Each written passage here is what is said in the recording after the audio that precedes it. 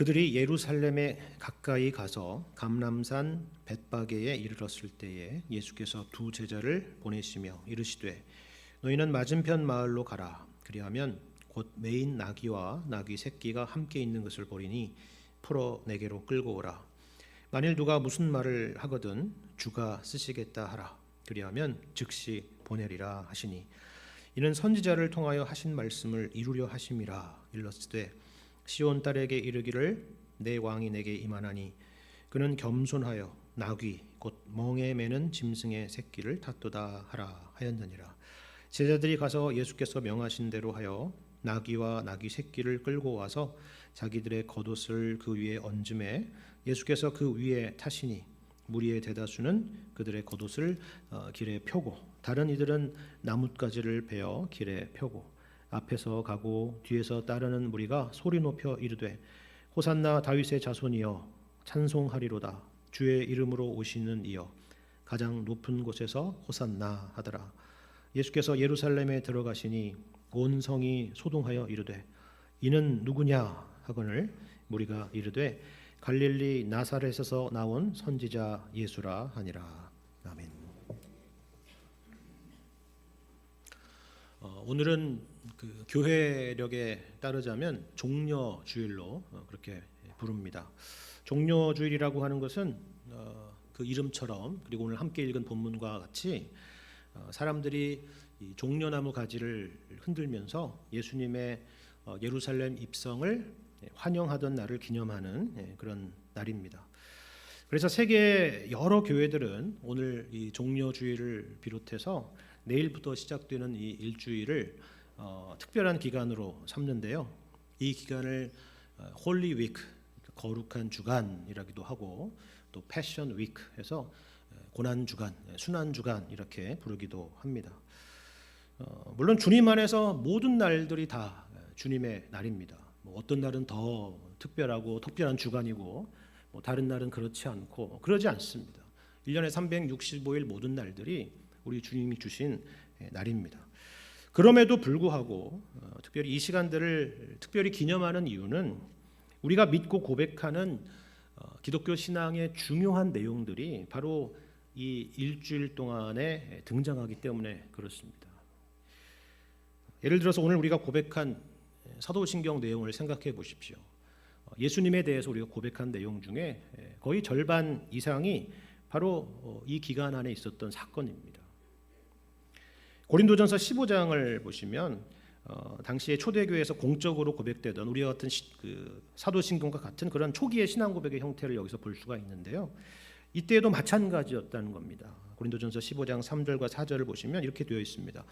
내가 받은 것을 먼저 너희에게 전하였노니 이는 성경대로 그리스도께서 우리 죄를 위하여 죽으시고 장사 지낸 바 되셨다가 성경대로 사흘 만에 다시 살아나셨다 하는 겁니다. 여기 3절에 내가 받은 것을 먼저 너희에게 전했다라고 하는 것은요, 이것이 주관적인 어떤 신앙 고백이 아니라 객관적인 고백이라는 것이죠. 교회에서 그동안 함께 고백되어 왔던 공적인 신앙 고백이었다라는 것입니다. 근데 그 내용이 뭐냐면 그리스도께서 우리 죄를 위해서 죽으시고 장사되시고 부활하신 것이다라고 말씀하고 있는 겁니다. 마찬가지로 이 일주일 동안에 일어났던 일들이죠. 사실 우리가 가지고 있는 이 네 가지의 복음서, 이 사복음서에서도 마찬가지입니다. 어느 복음서 할 것 없이 모두 다 이 네 가지의 복음서 모두에도 엄청나게 이 기간들을 강조하고 있습니다. 무엇보다도 그 분량을 보면 알 수가 있는데요. 우리는 예수님의 생애가 33년이고 공생애가 3년이고 마지막 예루살렘에서 죽으시기까지가 일주일의 시간을 보냈으니까 각각 그 기간의 분량만큼 기록되어 있을 것이다라고 생각하는 것이 상식적인 것이겠지만 성경을 보시면 전혀 그렇지 않습니다. 사복음서 모두 바로 이 일주일 동안에 있었던 사건에 대해서 굉장한 상당한 분량의 내용들을 할애해서 기록하고 있다라는 거예요. 예를 들면 마태복음에서는요 4분의 1을 할애하고 있고요. 마가복음은 3분의 1을, 그리고 누가복음은 5분의 1을, 그리고 요한복음은 무려 절반을 할애해서 예수님의 33년의 공생의 기간 중에서 바로 예수님의 33년의 생애와 3년의 공생의 기간 중에서 이 마지막 일주일을 집중해서 다루고 있다라는 것입니다. 무슨 말입니까? 그만큼 중요하다라는 것입니다. 중요하다. 모든 복음서 내용과 말씀이 중요하지만 특별히 이 말씀을 잘 주목해서 보라는 것입니다. 심지어 복음서 전체를 읽어보시면 이 일주일만이 아니라 그 앞서 나와 있는 그 전반부의 내용도 바로 이것을 목적하고 있다라는 것을 보여주는 내용이 곳곳에 있는데요. 예를 들면 누가복음에서는 오늘 본문의 동일한 내용인 나귀를 타시고 예루살렘에 입성하셨던 예수님에 대한 이야기가 19장에 등장하고 있는데 심지어 이 사건으로부터 한참 전의 시점이고 그리고 장수로 봐도 10장이나 앞에 있는 누가복음의 9장의 말씀을 보시면 이런 말씀이 있어요. 예수님이 하신 말씀이에요. 예수께서 승천하실 기약이 차감해 예루살렘을 향하여 올라가기로 굳게 결심했다라는 겁니다. 그러니까 이것은 마치 예수님께서 이 일을 위해서 오셨다라는 것이고 처음부터 이것을 목적하고 있었다라는 것을 우리에게 보여주는 것이죠. 이 마지막 일주일이 바로 예수님의 사역의 하이라이트였다라는 것입니다. 물론 그렇다고 해서 나머지 예수님의 공생애를 기록한 내용들이 상대적으로 덜 중요하다는 얘기는 결코 아닙니다. 중요한 것은 바로 이 일주일 동안에 있었던 사건을 잘 이해를 해야 앞에 있는 이야기도 무슨 의미인지 잘 이해할 수 있다는 사실입니다. 여러분 이것은 제자들도 마찬가지였습니다. 흥미로운 것은 이런 내용들을 복음서 곳곳에 기록하고 있는데요.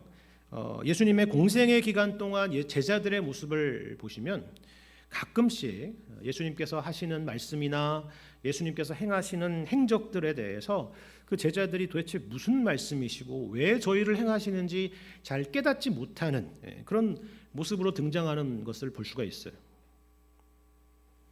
나중에 그 일주일의 사건이 지나서 예수님이 죽으시고 부활하시고 승천하신 이후에야 그 앞에 있었던 사건이 그런 의미였구나라고 깨닫게 된다는 그런 이야기들이 등장한다는 것입니다. 예를 들면 요한복음 2장 22절을 보면요. 이런 말씀이 있습니다. 예수님이 죽은 자 가운데서 살아나신 후에야 제자들이 이 말씀하신 것을 기억하고 성경과 예수께서 하신 말씀을 믿었더라라는 겁니다. 그러니까 이 말은 그 당시에는 이게 무슨 말인지 몰랐고 무슨 행위인지는 몰랐는데 나중에 예수님이 죽으시고 부활하신 이후에야 알게 됐다는 이야기죠. 그만큼 바로 예수님께서 이 예루살렘에서 마지막 일주일을 보냈던 이 시간들, 그때 있었던 사건들이 중요하다라는 사실입니다. 그렇다면 왜 복음서에서 이토록 많은 분량을 예수님의 마지막 일주일에 할애하고 있는 것일까요? 예수님은 누구시고 왜 이 땅에 오셨고 왜 일주일을 그렇게 보내셨을까요? 오늘 본문 10절에도 있죠.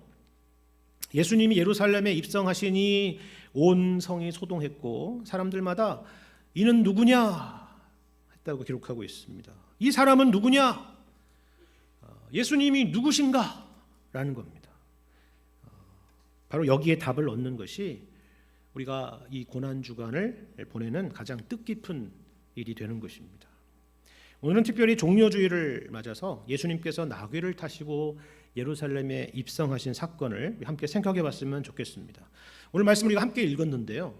여러분 이 말씀을 보시면 누구라도 이 말씀을 읽으면 분명하게 확인하게 되는 한 가지 중요한 사실이 있습니다.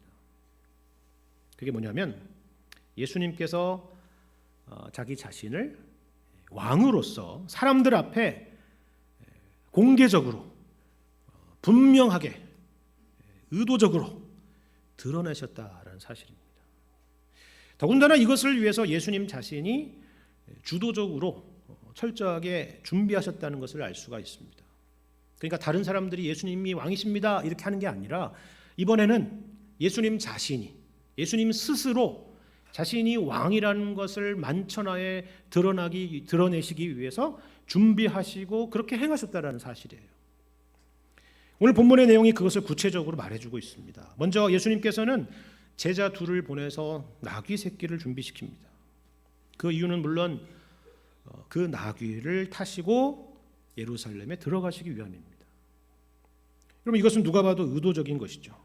왜냐하면 예수님께서는 이전에도 예루살렘을 가끔씩 방문하신 적이 있었지만 이런 방식으로 예루살렘에 들어가신 적은 그 이전에 단 한 번도 없으셨기 때문입니다. 심지어 예수님의 생애를 기록한 모든 복음서를 통틀어서도 예수님께서 평소에 공생애 동안에 활동하고 다니실 때에 무언가를 타고 다니셨다는 기록이 하나도 없습니다. 딱 오늘 본문의 이 사건을 제외하고는 없다는 것입니다. 그냥 걸어서 들어가셔도 되죠. 그렇죠. 그런데 예수님은 굳이 나귀 새끼를 타고 들어가십니다.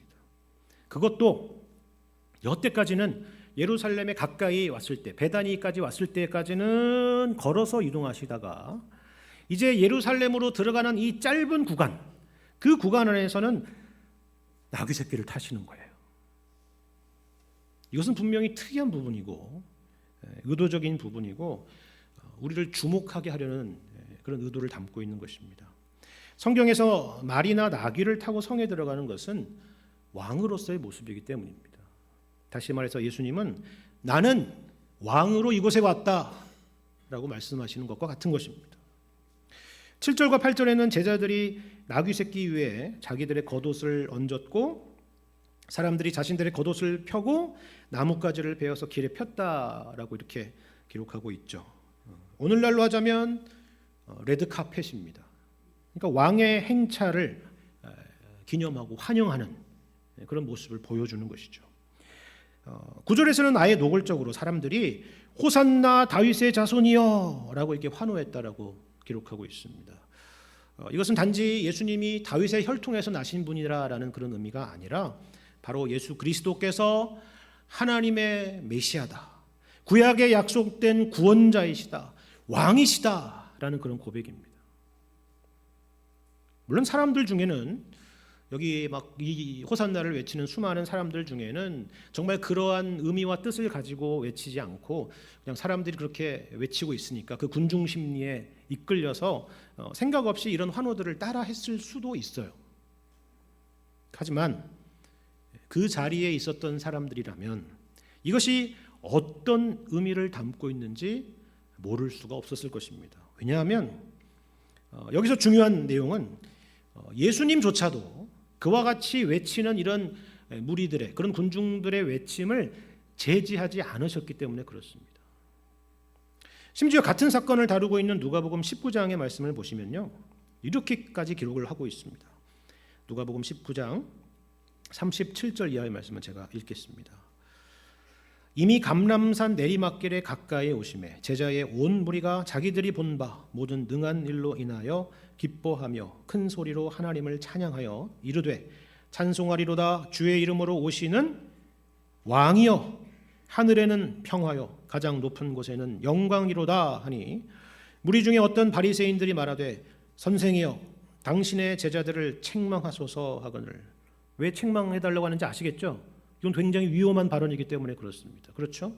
근데 예수님이 뭐라고 대답하세요? 40절에 대답하여 이르시되 내가 너희에게 말하노니 만일 이 사람들이 침묵하면 돌들이 소리 지르리라 말씀하십니다. 무슨 말이에요? 예수님 자신이 지금 하나님의 메시아이고 왕이신 것을 전혀 숨기지 않으셨다는 사실입니다. 만일 이 사람들이 침묵하면 돌들이 소리 지르리라 말씀하셨습니다. 반드시 그렇게 선포되어야만 한다라고 말씀하시는 거예요. 이 사건이 얼마나 공개적이고 의도적으로 예수님의 왕되심을 선포하신 사건인지를 보여주는 그런 말씀인 것입니다. 그런데 여러분, 이 사건이 참 의아하고 그리고 충격적인 이유가 무엇인지 아십니까? 우리는 예수님의 왕되심을 모르지 않습니다. 우리가 마태복음 말씀을 읽고 있는데요, 특히 이 마태복음은 1장에서 어떻게 시작합니까? 족보로 시작하잖아요. 그렇죠? 족보에서 예수님은 다윗의 후손이고 왕이신 것을 보여주었습니다. 그럼 동방박사 이야기도 기억하시죠? 유대인의 왕으로 나시니가 어디 계시냐 그랬습니다. 그리고 그에게 경배하러 왔다라고 기록하고 있죠. 그러니까 예수님은 단순히 유대인의 왕일 뿐만이 아니라 이방인들의 왕이기도 하시고 온 세계 모든 민족의 왕이시다라는 것을 태어나셨을 때부터 그렇게 우리에게 말씀해주고 있는 것입니다. 그렇다면 특별히 오늘 본문의 사건이 특이한 이유는 그럼 과연 무엇일까요? 그것은 예수님께서 이 사건 이전에는 자신의 왕 되신 것을 공개적으로 드러내시지 않으셨기 때문에 그렇습니다. 여러분 혹시 기억하십니까? 모든 복음서의 전반부에는 예수님께서 어떤 신적인 그런 이적들을 보이셨을 때에 항상 하시는 말씀이 있으셨어요. 뭐냐면 이런 말씀들이죠. 이 일을 아무에게도 이르지 말라. 그죠? 삼가 아무에게도 알리지 말라. 그러셨어요. 오병이어의 기적을 베푸신 이후에는 사람들이 자신을 왕으로 삼으려고 막 하자 예수님은 슬그머니 조용히 그 자리를 빠져나가셨습니다. 변화산 사건처럼 예수님의 그 놀라운 영광이 드러났을 때에도 그 제자 3명에게 자기가 그리스도인 것을 아무에게도 이르지 말라라고 그렇게 말씀을 하셨습니다. 그것만이 아니에요. 흥미로운 것은 여러분 오늘 함께 읽었던 본문의 사건 바로 앞의 내용을 한번 생각해 보십시오. 그걸 보시면요, 예수님께서 여리고에서 맹인을 고쳐주시는 사건이 있는데 마태복음에서 이 사건과 거의 흡사한 쌍둥이 같은 사건이 있었다는 사실이에요. 이 두 사건의 차이가 있다면 바로 이것입니다. 어떤 차이인지 아시겠습니까? 한번 보십시오. 먼저 앞에 있었던 사건을 먼저 볼게요. 마태복음 9장 27절에 나와 있는 말씀인데 제가 한번 읽어드리겠습니다. 예수께서 거기에서 떠나실새 두 맹인이 따라오며 소리질러 이르되 다윗의 자손이여 우리를 불쌍히 여기소서 하더니 예수께서 집에 들어가심에 맹인들이 그들에게 나오거늘 예수께서 이르시되 내가 능히 이 일을 할 줄 믿느냐? 대답하되 주여 그러하오이다 하니 이에 예수께서 그들의 눈을 만지시며 이르시되 너희 믿음대로 되라 하시니 그 눈들이 밝아진지라. 예수께서 엄히 경고하시되 삼가 아무에게도 알리지 말라 하셨으나 그들이 나가서 예수의 소문을 그 온 땅에 퍼뜨리니라 그랬습니다. 여기 다윗의 자손이여 할 때 이 다윗의 자손이라는 말은 방금 앞서서 말씀드린 것처럼 메시아라는 그런 의미입니다. 왕으로 오신 분이다라는 말이죠. 그런데 어떻게 하셨다고요? 그냥 경고도 아니고 엄히 경고하시면서 삼가 아무에게도 이 사실을 알리지 말라 말씀하신 거예요. 자, 그럼 오늘 본문의 바로 앞에 사건을 보시죠. 마태복음 20장 29절 이하의 말씀입니다. 뭐가 비슷하고 뭐가 차이인지를 한번 보세요. 29절입니다. 그들이 여리고에서 떠나갈 때에 큰 무리가 예수를 따르더라. 맹인 두 사람이 길가에 앉았다가 예수께서 지나가신 다음을 듣고 소리질러 이르되 주여 우리를 불쌍히 여기소서 다윗의 자손이여 하니 무리가 꾸짖어 잠잠하라 하되 더욱 소리를 질러 이르되 주여 우리를 불쌍히 여기소서 다윗의 자손이여 하는지라. 예수께서 머물러 서서 그들을 불러 이르시되 너희에게 무엇을 하여 주기를 원하느냐? 이르되 주여 우리의 눈뜨기를 원하나이다. 예수께서 불쌍히 여기사 그들의 눈을 만지시니 곧 보게 되어 그들이 예수를 따르니라. 그렇죠. 여러분 혹시 숨은 그림 찾기 말고 비슷한 그림인데 틀린 그림 찾기라는 거 해본 적이 있으시죠? 여기 방금 읽었던 이 두 가지의 내용이 너무나 비슷하고 유사한 내용이어서 이상한 걸 찾기가 굉장히 어려운데 라고 생각할지도 모르겠습니다. 여러분 차이를 아시겠습니까? 맹인 두 사람인 것도 똑같고 주여 나를 불쌍히 여기소서라고 한 것도 똑같고 그 눈을 만져주셔서 고쳐주신 것도 똑같아요. 똑같습니다. 정말 비슷한 사건이에요. 그런데요, 딱 하나가 결정적으로 큰 차이가 있습니다. 뭐죠? 맹인들이 예수님을 다윗의 자손이라고 소리를 지를 때에 이번에는 무리들이 잠잠하라고 하죠. 아마 과거의 사건을 기억해서 그럴지는 모르겠습니다. 그런데 더더욱 소리를 지릅니다. 그런데 여기서 우리가 놀라는 것은 예수님의 반응이에요. 어떻게 하세요? 앞에 봤던 마태복음 9장하고는 달리 아무런 제재를 하시지 않았다는 사실입니다. 무슨 말이에요? 같은 의미입니다. 이제 예루살렘에 가까이 오시고 이 마지막 일주일이 다가오니까 이제는 예수님 자신이 왕이라고 하는 사실을 만천하에 공개적으로 드러내고 계시고 있다라는 사실입니다. 제가 만천하라고 표현하는 것이 그저 과장이 아니라는 것을 여러분 생각해 보시길 바랍니다. 몇 가지 이유 때문이에요. 먼저 이 기간은 유월절 기간입니다. 성경을 보면 1년에 3번의 명절 때 유대인들은 예루살렘에 모여서 그 명절을 기념하도록 하지 않았습니까? 우리가 사도행전에서도 볼 수 있듯이 이 이스라엘의 3대 절기에는 이 팔레스타인에 살고 있는 유대인들이 이 원근 각처에서 예루살렘에 이처럼 많은 인파가 몰려드는 것입니다. 더군다나 당시에는 이 디아스포라 유대인들까지 있었기 때문에 팔레스타인만이 아니라 세계 각지에 흩어져 있던 유대인들조차도 모여드는 사람이 있었던 것입니다. 뿐만 아니라 이렇게 소문난 축제에는 사람들이 몰려드는 것처럼 아마도 여러 다양한 목적들로 유대인뿐만이 아니라 이방인들도 이 예루살렘에 많이 모여들지 않았을까? 그렇게 우리는 생각해 볼 수가 있습니다. 그래서 오늘 본문의 10절을 보시면 예수님이 예루살렘에 들어가시니 온 성이 소동했다라고 말하는 것입니다. 과장이 아니라 실제로 그만큼 이 사건이 당시에 예루살렘에서 탑 뉴스였다라는 것이에요. 예수님이 의도하신 결과가 나타났다라는 것입니다. 그 의도가 뭐라고요? 예수님이 왕으로 오셨다는 사실입니다. 그것은 너무나도 확실하고도 그것을 분명하게 지금 예수님은 드러내셨다는 거예요. 제가 지금 계속 무슨 이야기를 하고 있는지 아시겠죠? 예수님이 왕으로 오셨다라는 것입니다. 어떤 분들은 아니 그 당연한 이야기를 하기 위해서 지금까지 이런 이야기를 했습니까? 라고 생각하는 분이 계실지 모르겠어요.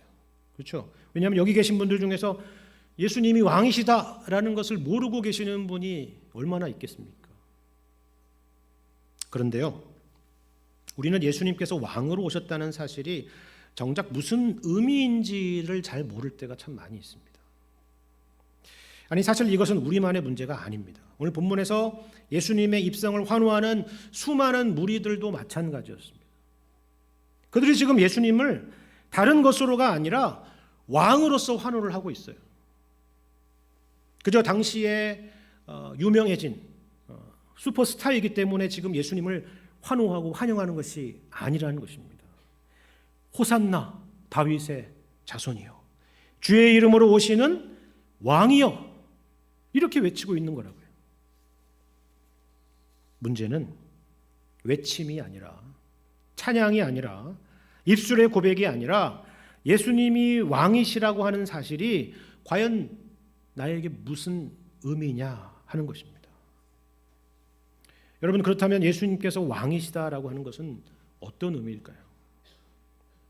물론 예수님이 왕이시라는 것은 예수님께서 온 우주 만물을 다스리시고 통치하신다라는 그런 말이죠. 그리고 유대인의 왕이실 뿐만이 아니라 우리의 왕이십니다. 여기에 아닙니다라고 말할 수 있는 분, 이 자리에 계신 분이 없으리라 생각이 됩니다. 그러면 이것을 이번에는 우리 편으로 적용해 보시길 바랍니다. 예수님이 왕이시라는 것은 거꾸로 말하자면 우리는 누구라는 거예요? 우리는 그분의 통치를 받는 그분의 백성이라는 의미입니다. 그렇죠? 우리가 그분의 백성이라고 하는 말은 우리의 신분만 그렇다는 것이 아니라 실제로 그분의 통치와 다스림을 받고 있고 또 그래야 된다라는 사실입니다. 일부 부분만 내가 하나님 앞에 바치고 나머지는 그렇지 않다라는 것이 아니라 모든 영역에서 우리의 왕 되신 주님께 우리의 모든 것을 맡기고 주님의 통치를 받아야 된다라는 것입니다. 예수님은 나의 주님이요 나의 하나님이십니다 라고 하는 것은 단지 멋진 신앙 고백이 아니라 거기에 말 그대로 우리의 삶의 모든 부분에 항복이 있어야 되고 순종이 있어야 된다라는 것을 전제하는 그러한 고백이라는 사실이죠. 이것이 중요한 것입니다. 이걸 좀 더 구체적으로 한번 생각해 봤으면 좋겠습니다. 예수님께서 나귀를 타시고 예루살렘에 입성하는 이 장면을 두고 오늘 본문의 5절에서는요. 이 마태는 스가랴서 9장 9절 말씀을 인용하고 있는 것을 볼 수가 있습니다. 이 시간에 이 스가랴서 9장 말씀을 다 설명드리고 나눌 수는 없지만 간단하게 설명드리면 이것입니다.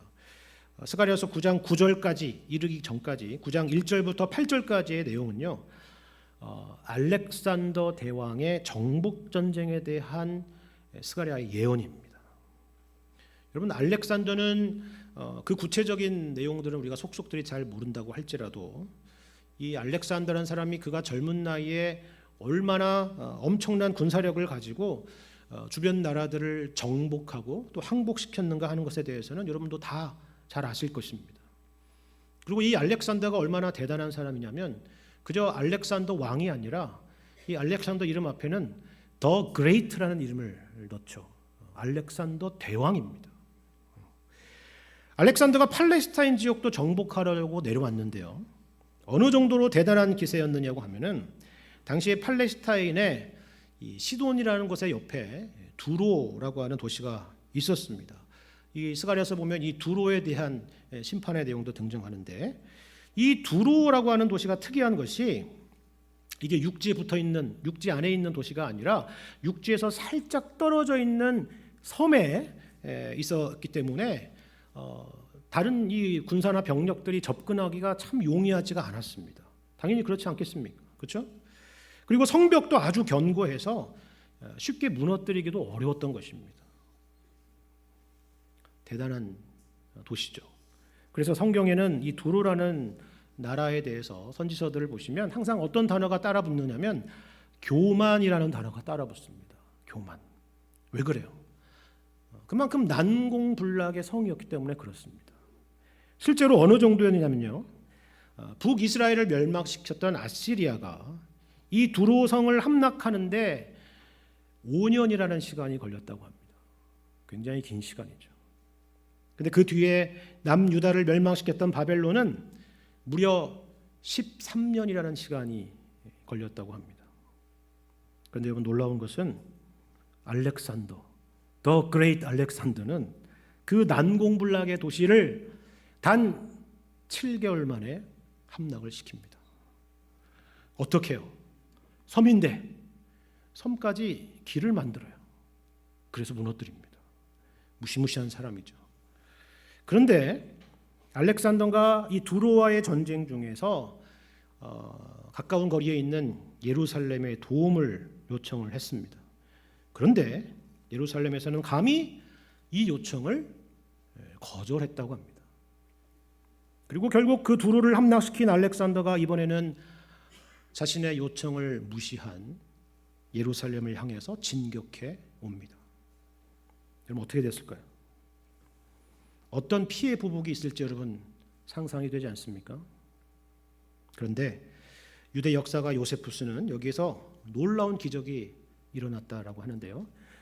그 구체적인 내용은 사실 역사적으로 검증되기 어려운 부분이니까 차치하고서라도 다만 분명한 것은 알렉산더가 바로 이 예루살렘을 비켜갔다는 것입니다.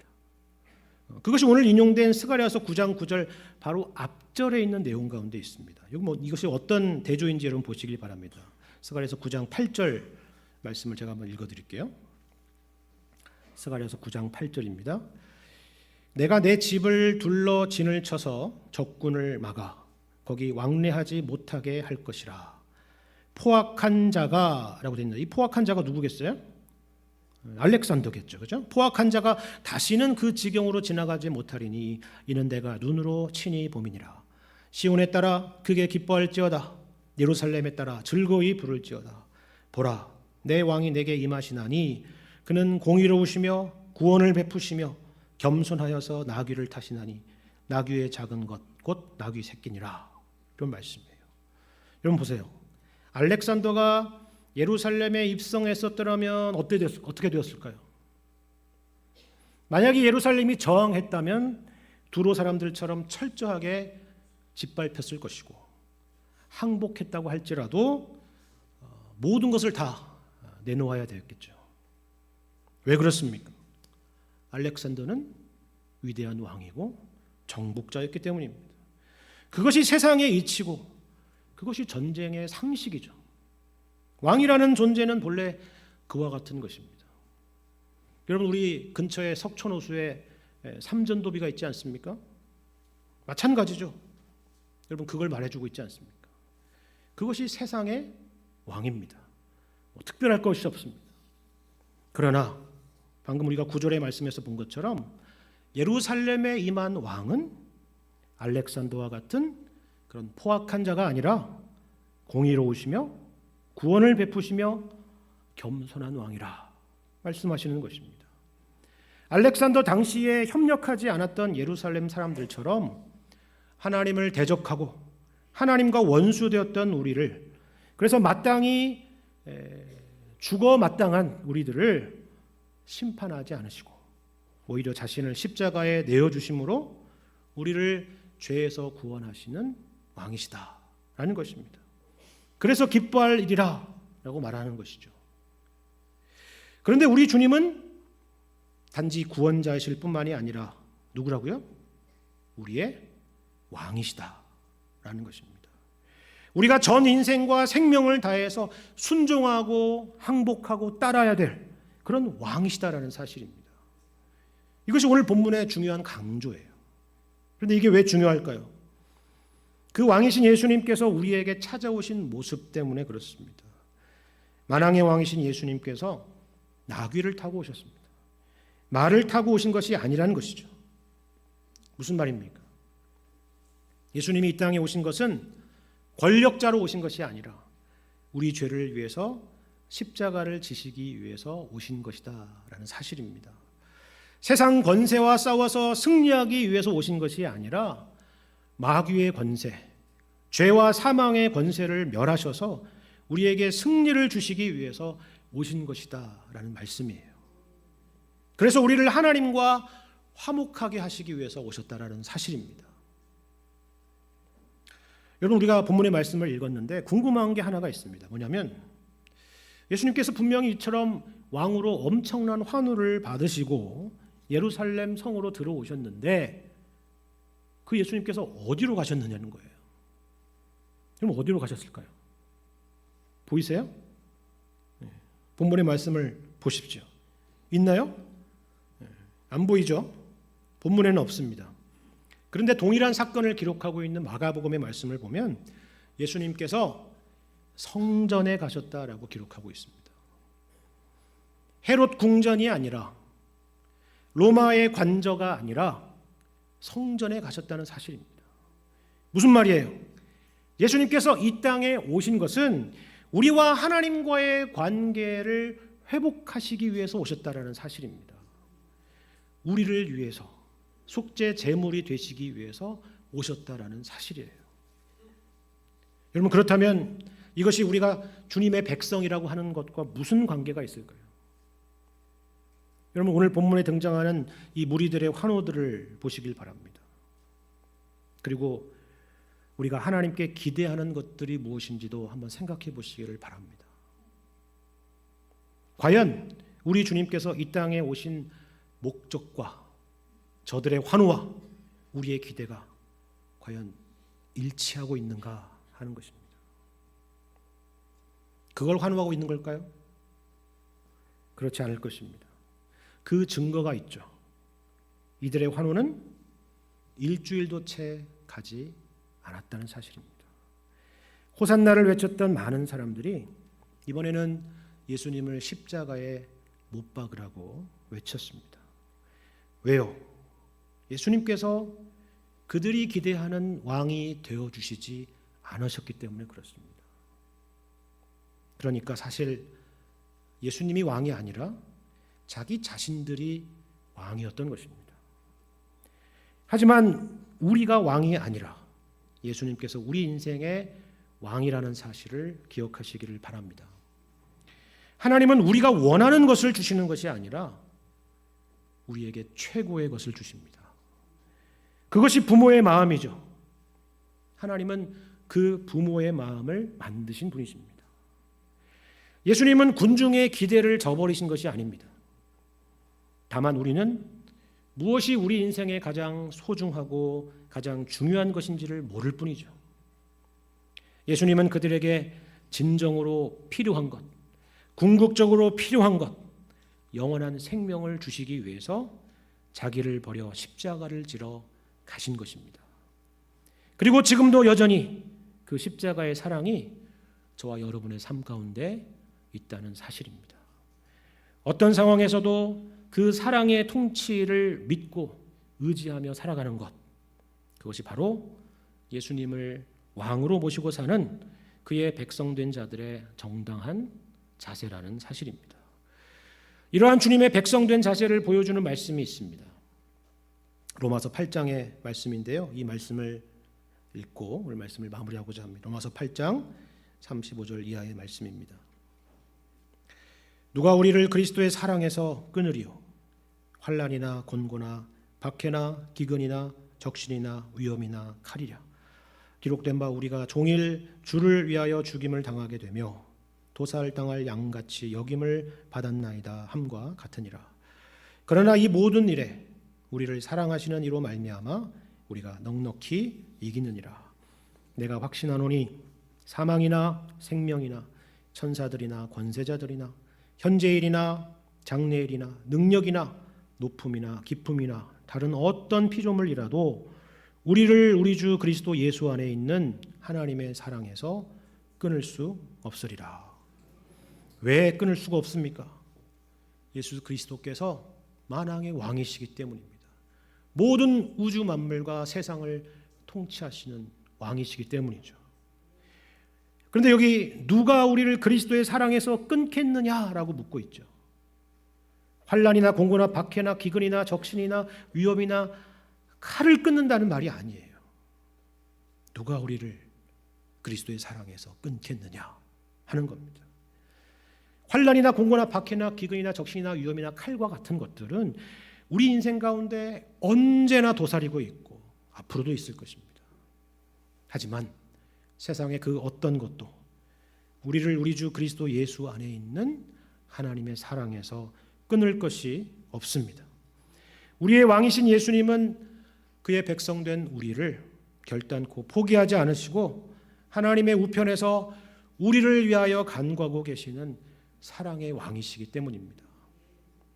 주님이 우리의 왕이십니다. 우리 인생의 그 어떤 일도 주님의 통치와 그리고 그분의 인도하심에서 벗어난 것이 없습니다.